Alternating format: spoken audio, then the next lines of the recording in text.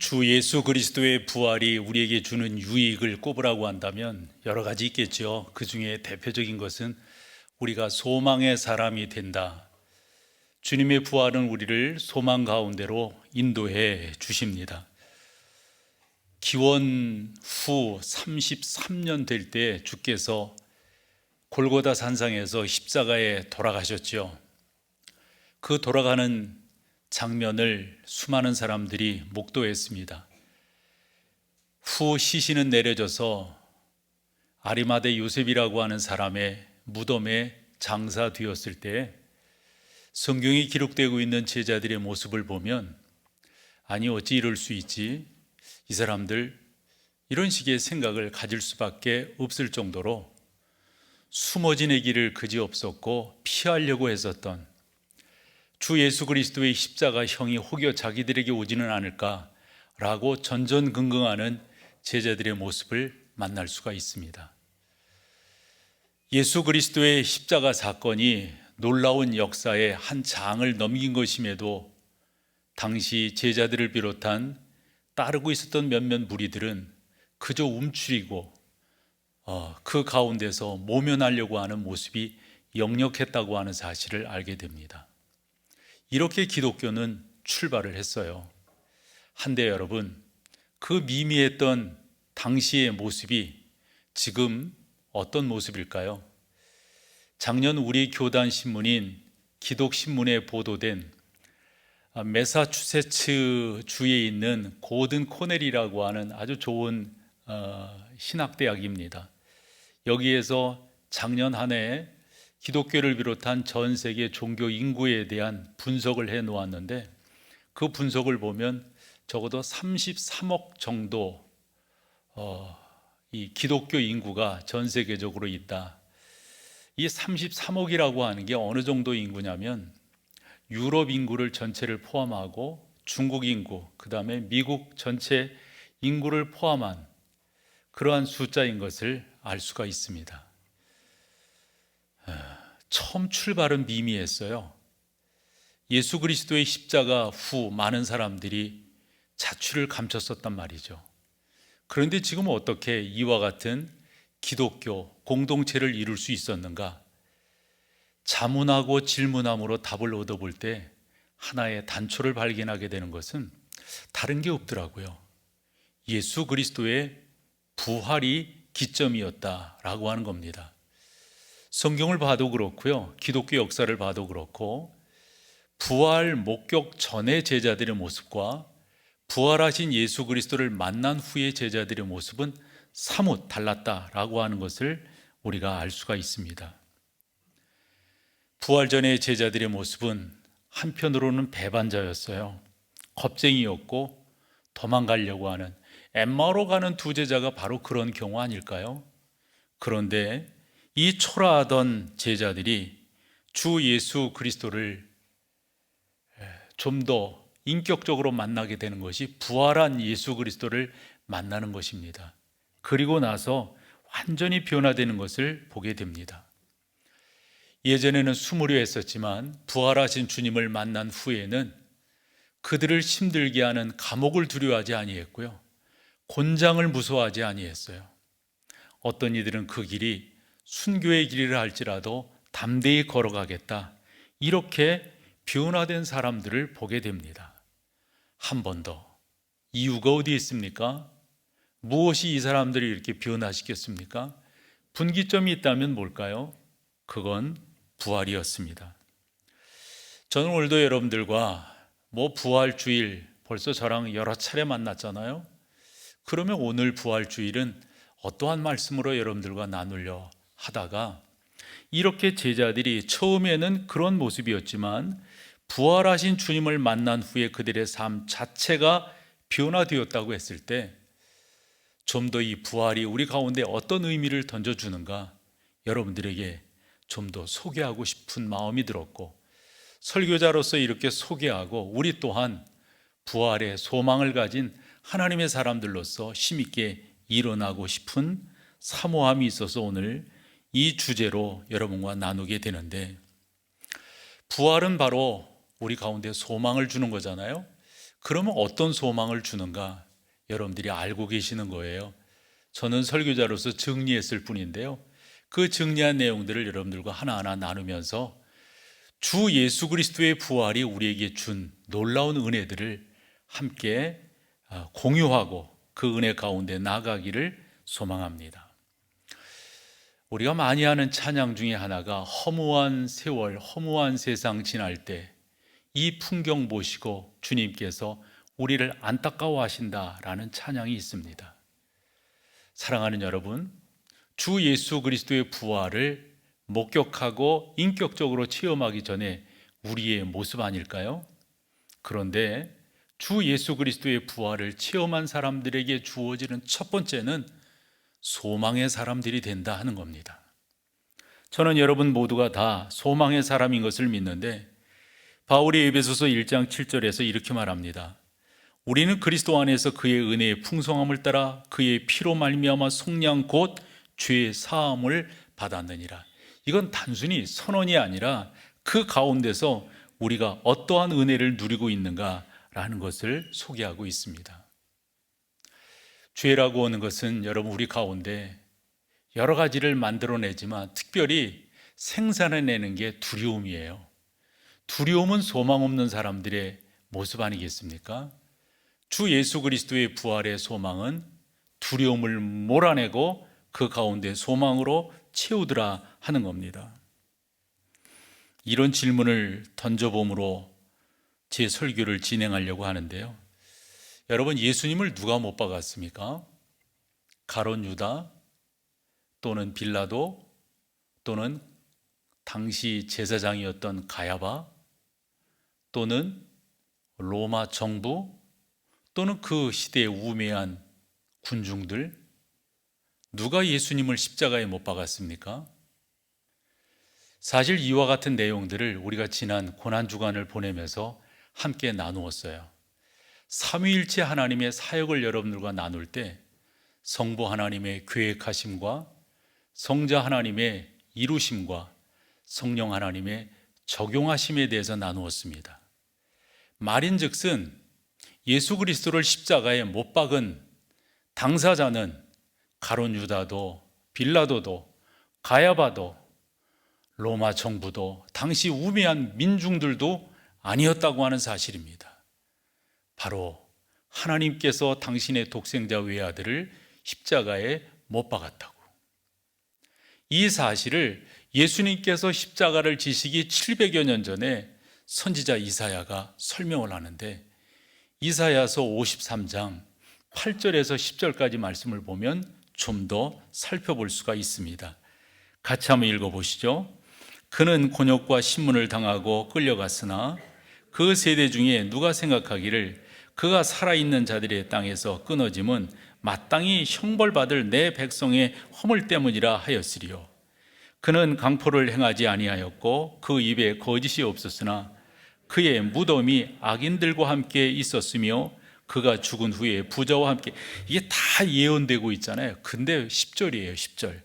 누가 십자가에 그를 못 박습니까? 10절.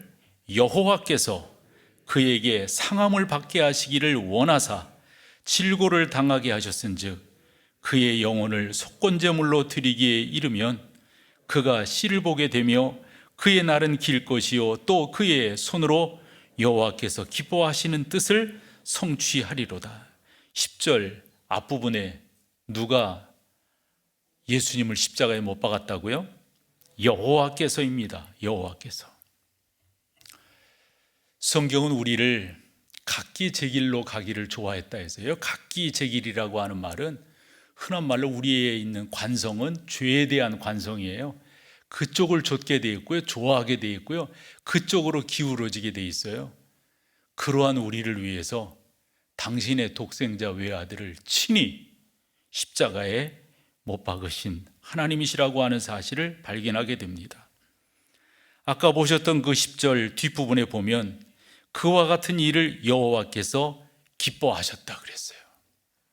여호와께서 기뻐하시는 뜻이라고 그랬어요. 그런데 여러분, 이 여호와께서 기뻐하시는 이 뜻이 그 10절 안에서 세 개의 시제로 우리 가운데 잘 설명되어져 있습니다. 하나는 그 앞에 원하사입니다. 이 시제의 변화를 보면 이 원하셨다라고 하는 것은 과거 시제입니다. 벌써 하나님께서 이와 같은 일을 예정하셨다, 작정하셨다, 이 말입니다. 그 다음에 또 하나는 당하게 하셨은즉, 이것은 현재 시제로 되어져 있어요. 그리고 마지막 그 뒷부분에 가서 성취하리로다, 이것은 미래 시제로 되어져 있어요. 당신의 독생자 외아들을 과거, 현재, 미래, 그래서 이 저자 이사야는 이와 같은 시제를 동원해 가지고 하나님 아버지의 계획하심이 얼마나 세밀하셨는가 라고 하는 것을 우리 가운데 소개를 해주고 있는 거예요.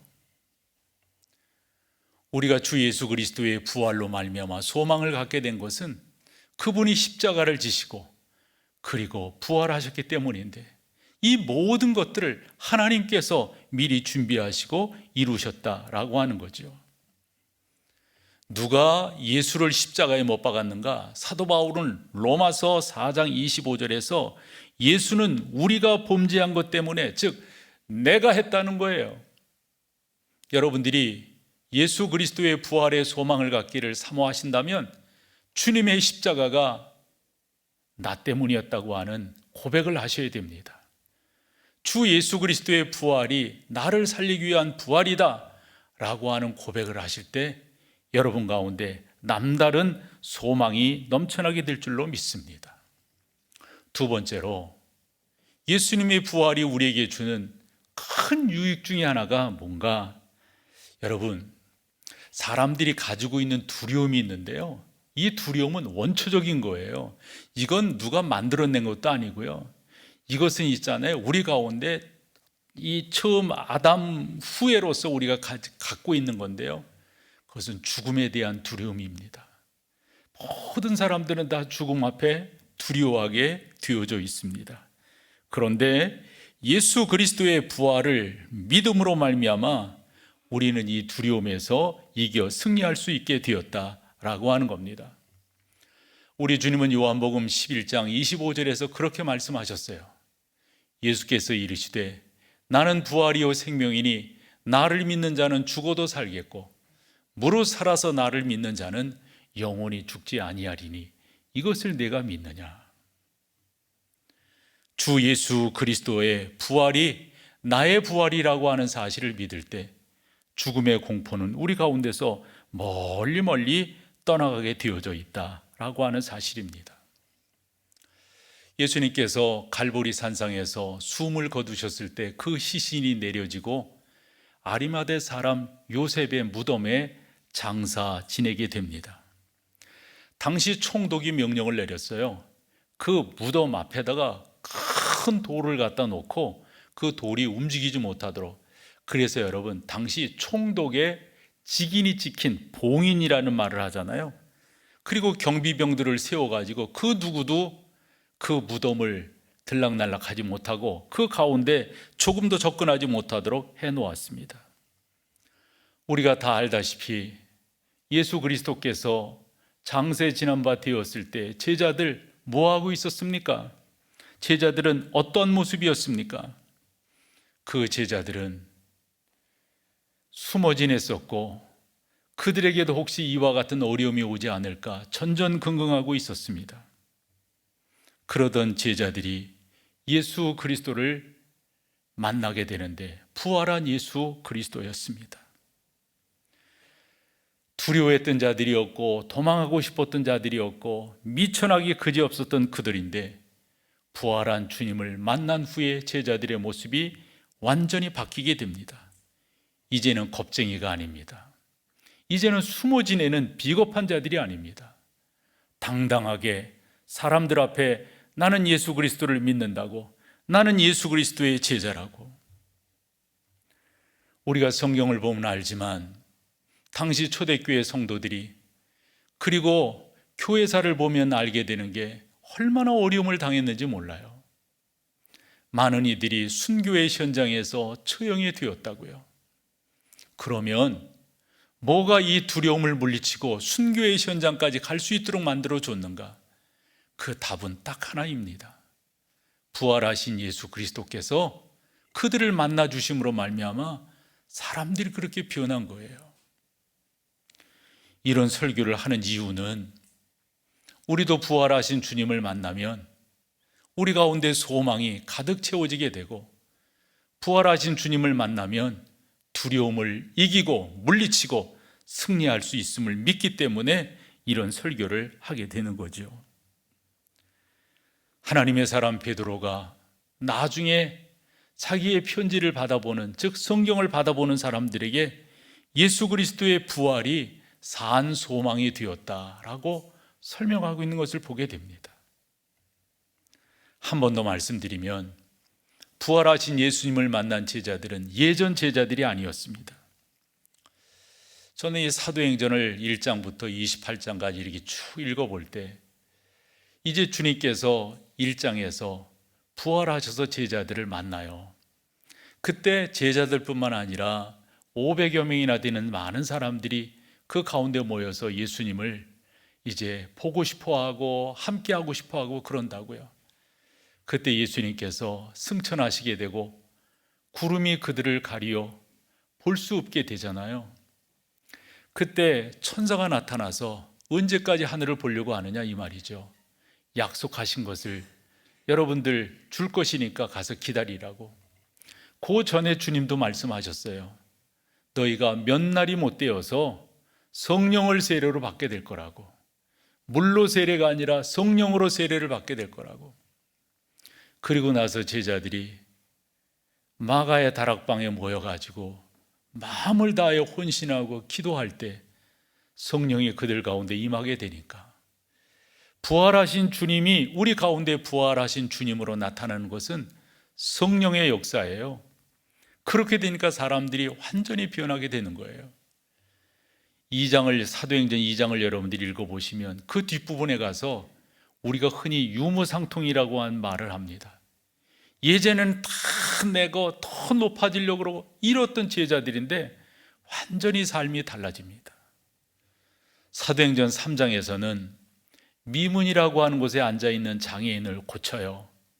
사람들이 뭐 이런저런 말을 하면서 가짜 아니느냐, 너 이럴 때 아니라고. 그 사람이 뛰어가면서, 40이나 된 사람이에요. 뛰어가면서 뭐라고 말하냐면 저 사람들이 우리를 고쳤다고. 그래가지고 사람들이 제자들에게 중히 관심을 갖고 집중하게 될 때 제자들이 왜 우리를 쳐다보느냐, 저를 낫게 하고 걷게 하고 뛰게 하니는 여러분들이 얼마 전에 십자가에 달려 못 박은 그 예수가, 그러나 그분은 그 상태로 죽은 것이 아니라 부활하셔서 지금도 우리 가운데 살아계신데 그분이 저를 살리셨다고. 얼마나 담대하게 말씀을 선포하는지 이루 말할 수가 없습니다. 사도행전 4장에 가보면 그와 같을 때 열심을 다하여서 선포하게 되니 3,000명, 어떤 때는 5,000명이 교회 안으로, 그것은 숫자적으로 뭐 하나 둘 셋 넷 해서 3,000명, 5,000명의 자연 숫자가 아니라 수많은 무리들이 그 가운데로 들어왔다는 거예요. 그러면서 5장에서 아나니아 삽비라 사건이 일어나고 5장 뒷부분에서 어떻게 하면 그 당시 이 세도권자들이 이 제자들, 이 그리스도인들을 핍박할 수 있을까, 잠재울 수 있을까 생각하다가 베드로와 야고보와 요한을 가두고 그들을 아주 그냥 고초를 주게 되는 그런 모습을 우리가 보게 되잖아요.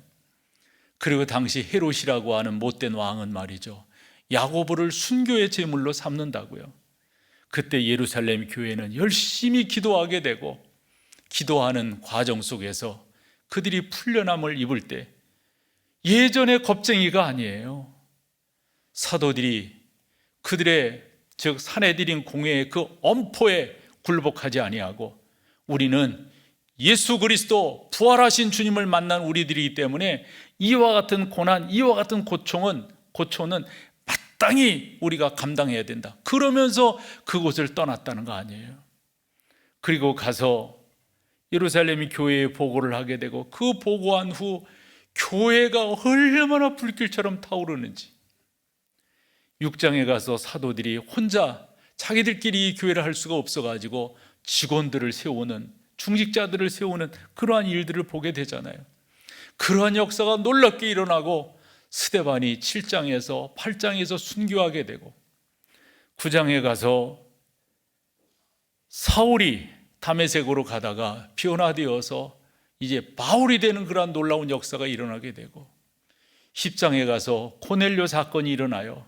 그리고 11장에서 예루살렘 공회가 일어날 때 이방 사람들에게도 성령의 역사가 일어난다고 하는 것을 베드로가 본인이 직접 경험한 것이니까, 그러면서 교회가 이방으로 퍼져나갈 때 13장에서 안디옥 교회가 불길처럼 타오르게 된다고요. 그때 바울과 바나바와 바울이 이방 선교에 선교사로서 파송을 받게 되고, 그러면서 1, 2, 3차 전도 여행이 벌어지게 되고, 20장에 가서 다시금 바울이 예루살렘으로 들어가서 주 예수께 받은 사명을 전하기 위해서는 나의 목숨조차 생명조차 귀한 것으로 여기지 아니하겠다, 이러면서 여러 가지 재판을 받으면서 그가 로마까지 가게 되는 것 아니겠어요?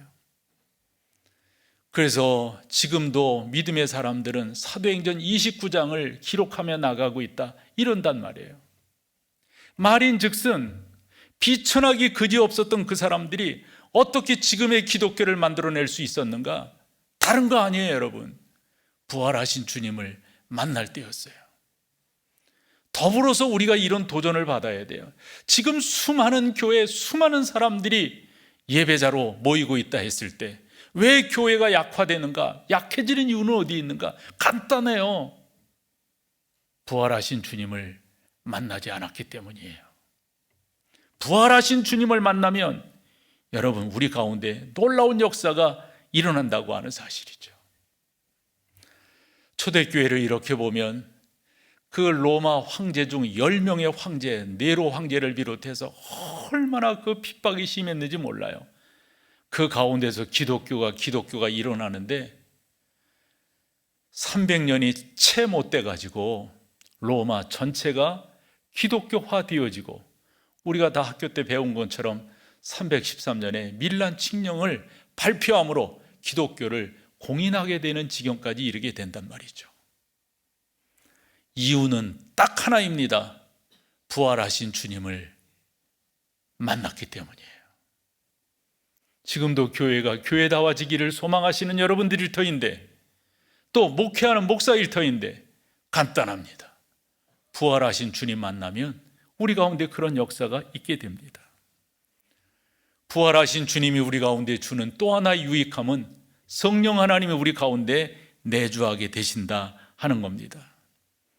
사도행전 1장 4절에서 5절을 보면, 사도와 함께 모이사 그들에게 분부하여 이르시되 예루살렘을 떠나지 말고 내게서 들은 바 아버지께서 약속하신 것을 기다려. 이 약속은 성령이에요. 요한은 물로 세례를 베풀었으나 너희는 몇 날이 못되어 성령으로 세례를 받으리라 라고 말씀하시는 것을 보게 됩니다. 부활하신 주님을 여러분들이 믿음으로 고백하면 고백할수록 여러분들은 성령의 역사들을 체험하게 될 거예요. 사도 바울이 에베소에 보낸 편지 가운데 그런 설명을 하고 있음을 보게 되는데, 1장 19절과 20절입니다. 그냥 19절만 우리 읽어보죠. 19절 시작. 그의 심의 위력으로 역사하심을 따라 믿는 우리에게 베푸신 능력의 지극히 크심이 어떠한 것을 너희로 알게 하시기를, 이제 바울이 에베소 교회에 그렇게 말하는 거예요. 근데 여러분, 에베소 교회는 진짜 하나님의 놀라운 역사들을 많이 경험한 그런 교회이거든요. 그래서 바울이 여러분들이 신앙생활을 하시면서 다른 무엇보다도 지식의 풍성함을 누려요. 그 지식이라고 하는 것은 그냥 뭐 공부하는 게 아니고요, 예수 그리스도가 어떠한 분인가를 아는 거예요.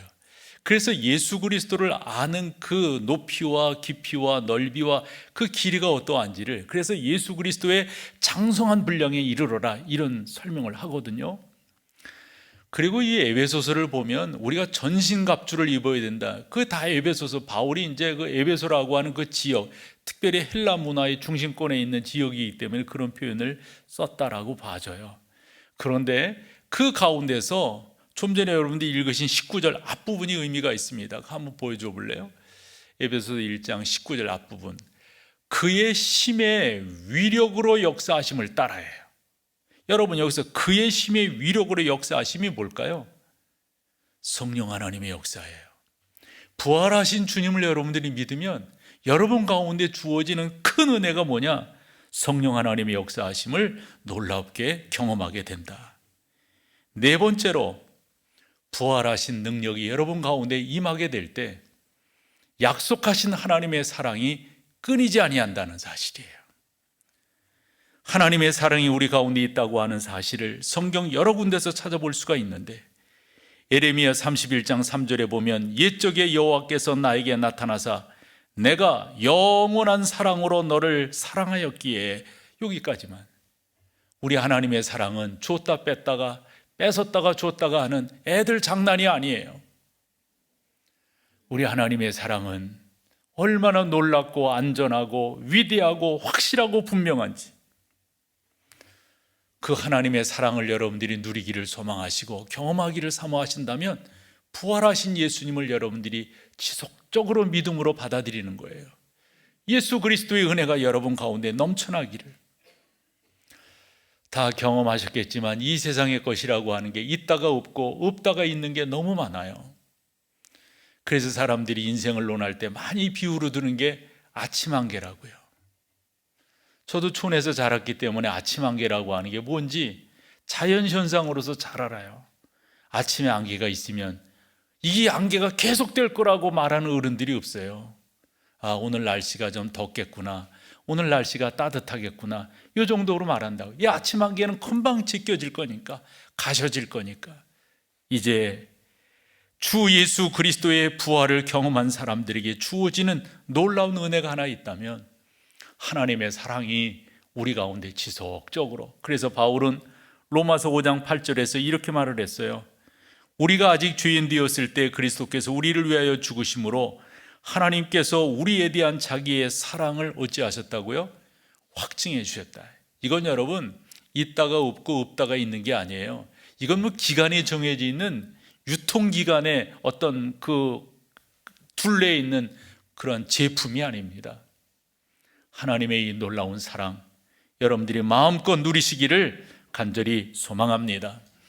근데 우리가 신앙생활을 하면서 이제 그런 거 있잖아요. 저도 이제 목회를 하면서 좀 아쉽다 그럴까요? 그건 다른 데 있잖아요. 이 신앙생활을 하시면서 이런 것들을 경험치 않고 신앙생활을 하실까? 덜어 다 점잖으신 분들이기 때문에 그런 것을 내놓지도 않고, 또 저도 뭐 상대방을 어느 정도 알기 때문에 물어보기도 좀 그렇지만 예수 믿는 어떤 그런 증거들이 당신에게 없는 거예요. 확신들이 없는 거예요.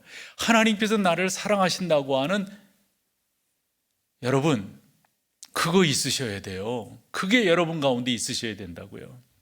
왜 그런 게 없는가? 이유는 간단하다고 봅니다. 부활하신 예수님을 믿음으로 받아들이지 않기 때문에 더더욱 그렇습니다. 성경에는 부활하신 주님을 인격적으로 만남으로 변화된 사람들의 그 많은 경우들을 우리 가운데 소개하고 있어요. 대표적인 사람이 바울 아닐까요? 그가 사울이었다가 부활하신 예수 그리스도를 만난 후 그가 바울로 변하여서 얼마나 놀라운 삶을 살게 됩니까? 우리 가운데도 그런 은혜가 있기를 간절히 소망합니다.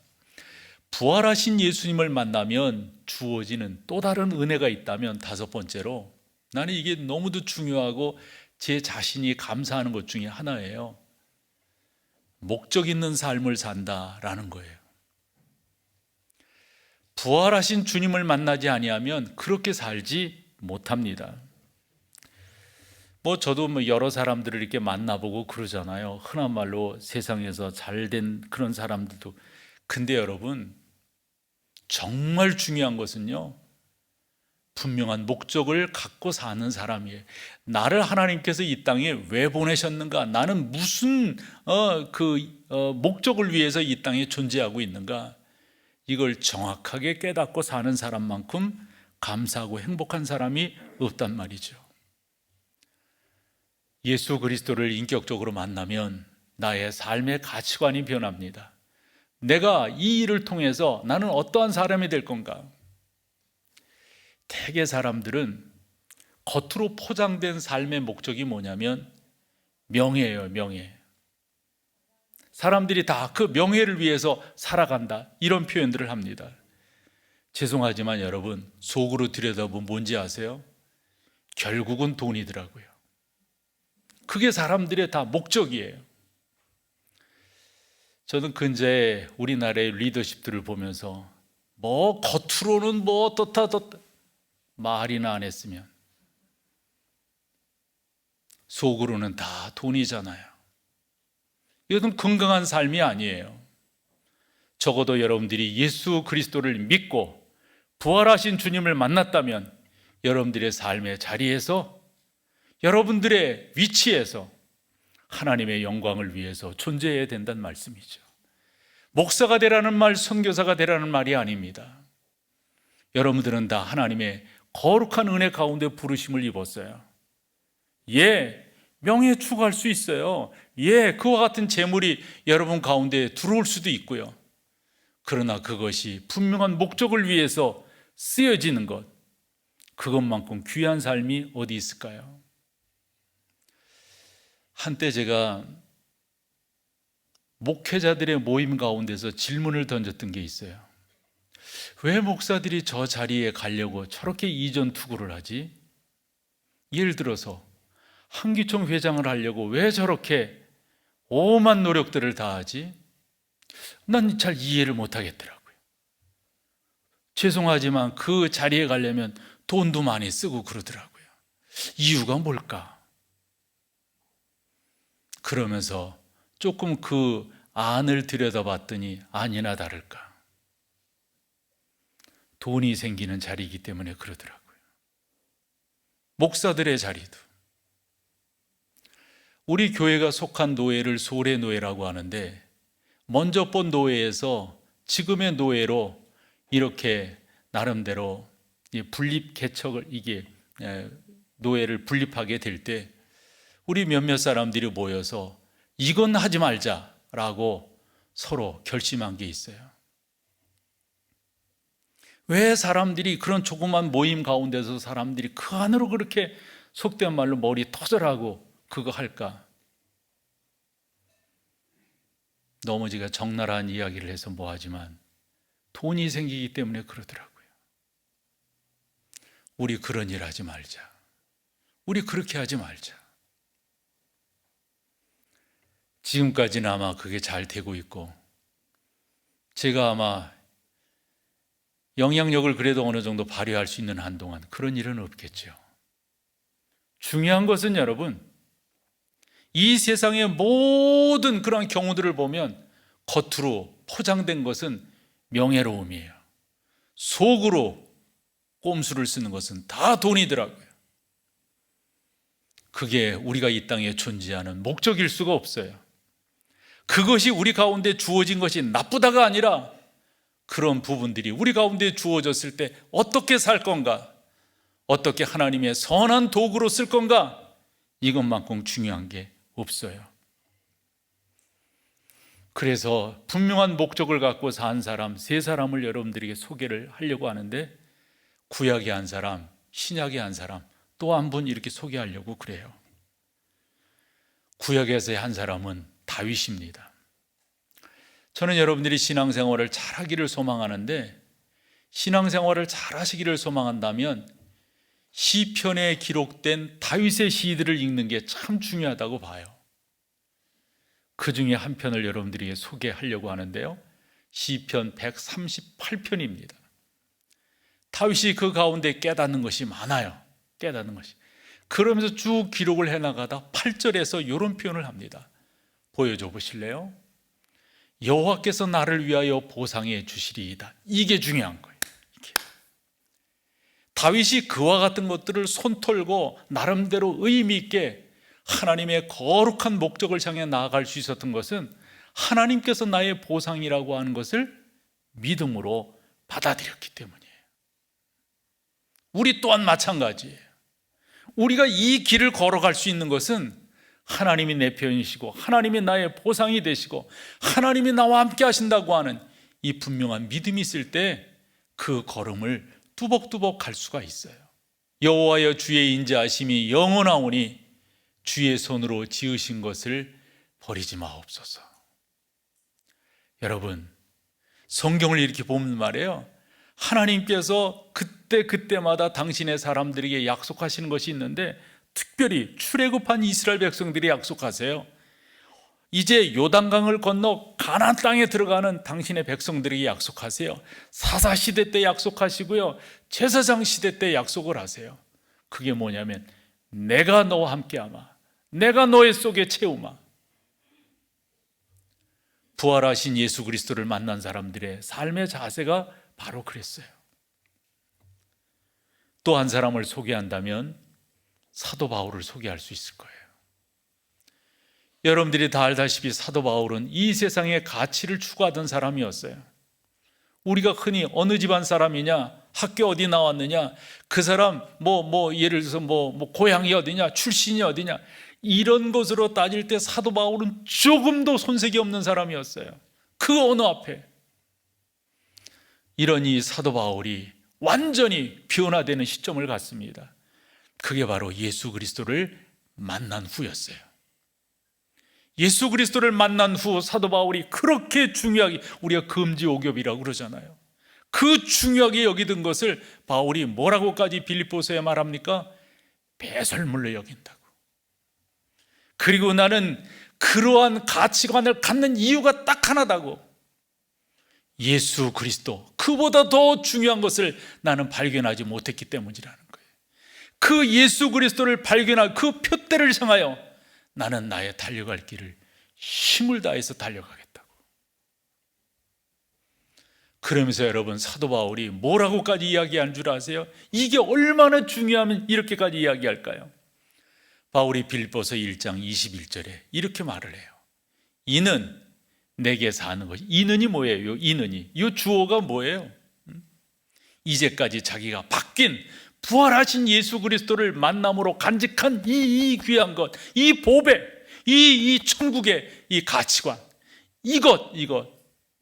이것을 위해서는 내가 그리스도를 위하여 죽는 것도 유익하다. 우리 주님께서 이 땅에 오셔서 그러셨어요. 모든 사람들의 생각과 정반대의 말씀을 하셨어요. 내가 이 세상에 온 것은 섬김을 받으려 함이 아니라 도리어 섬기려 하고. 여러분, 이건 철 모르는 애가 한 말이 아니에요. 저도 이제 교회에서 이렇게 자라났잖아요. 그리고 죄송한 표현이지만 제가 바깥을 잘 모르죠. 교회 안에서, 그럼 바깥이라고 하는 게 들어서들 아는 건데, 그 교회 안에서 자라서 이게 목사가 되고 지금까지 왔단 말이에요. 근데 교회 안에서 왜 이렇게 지지고 볶는가? 이거 보면 딱 간단해요. 세상의 가치관이 그 사람에게 있기 때문에 그래요. 뭐예요? 세상의 가치관. 다 세상의 가치관은 다 뭐예요? 섬김을 받으려 하는 거예요. 그 자리에 가면 그래도 이렇게 섬기면, 그렇게 가면 되니까, 그거 가지면 그래도 사람들이 알아주니까. 하나는 알고 둘은 모르는 거예요. 이 삶의 가치가 얼마나 의미 있는가를 모르는 거죠. 우리 주님 말씀하셨어요. 나는 섬김을 받으려 온 것이 아니라 섬기려 왔다. 그럼 섬긴다고 하는 게 뭐예요? 그것에 대해서 우리 주님께서 요한복음 10장 10절에서 제일 잘 말씀을 해주셨다라고 봐요. 여러분, 이렇게 사셔야 돼요. 이렇게 요 가치관을 위해서 사셔야 돼요. 뭐예요, 여러분? 도둑과 목자의 이야기를 이야기하고 있는데, 도둑은 도둑질이라고 그러고 그래도 멸망시키려고 하는 거지만, 당신 목자로 온 것은 뭐예요? 중요합니다. 그 다음, 양으로 생명을 얻게 하고 더 풍성하게 얻게. 이게 여러분들에게 행복이 되어야 합니다. 이게 적어도 있잖아요. 건강한 사람은요, 적어도 생각 있는 사람은요, 적어도 어느 정도 클래스 있는 사고를 갖는 사람들은 다른 사람들을 살리는 것이 얼마나 행복한 것인가를 깨닫는 사람들이에요. 나 때문에 다른 사람들이 덕을 보고, 나 때문에 다른 사람들이 귀한 은혜를 던진다. 이건 너무 귀한 거예요. 너무 살만한 거예요. 살만한 거. 목회를 하면서 여러분 감사한 게 바로 이런 거더라고요. 사랑하는 성도들이 살아나는 모습을 이렇게 볼 수 있잖아요. 성장하고 성숙해가는 모습을 볼 수 있잖아요. 참 이 목회에 감사한 일이에요. 사람들이 변화되는 모습을 볼 수 있잖아요. 너무도 감사한 일이에요. 적어도 부활의 소망을 아는 나라고 한다면 다른 사람들을 살리는, 다른 사람들을 유익하게 하는, 여러분 진짜 부모는 그런 부모 아니에요? 자식의 것을 뺏어 먹는 부모가 누가 있을까요? 자식이 잘 되도록 마음껏 응원하고 키워내는 게 부모의 마음 아닐까요? 그게 성숙함 아닐까요?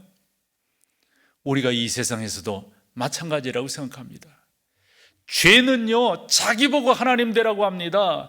그러나 하나님의 은혜는요, 다른 사람을 그렇게 세워가라고 말씀하고 있습니다. 한 가지 더, 부활의 소망을 가진 여러분들에게 주어지는 또 하나의 은혜는 다름이 아니라 천국이에요. 천국이 나에게 주어진다고 하는 것. 여러분, 이 믿음으로 잘 세워지셔서 부활신앙으로 이 부활하신 주님을 만난 사람의 자세로서 살아 승리하시는 귀한 여러분 다 되시기를 축원합니다. 자리에 일어나셔서 우리 찬양함으로 주 앞에 나갑니다. 하늘의 찬송이 들리던 그날, 죄악이 가득한 그날 밤에 동정녀 몸에서 탄생한 주님, 우리를 구하러 오신 예수, 살아서 사랑, 죽어서 구원, 묻혀서 내 죄를 담당하사 부활로 우리를 구하신 예수, 다시 오시리 영광의 4절입니다. 무덤이 예수를 못 가둔 그날, 임봉한 그 돌이 굴러간 날, 죽음의 권세를 깨뜨린 주님, 하늘에 오르신 내 주 예수, 아멘. 살아서 사랑, 죽어서 구원, 묻혀서 내 죄 담당하사 부활로 우리를 구하신 예수, 다시 오시리 영광의 그날, 천사장 나팔이 울리던 그날, 하늘의 영광이 나타날 때 날 사랑하시는 참되신 친구, 날 영접하시러 오신 예수, 네. 살아서 사랑, 죽어서 구원, 묻혀서 내 죄 담당하사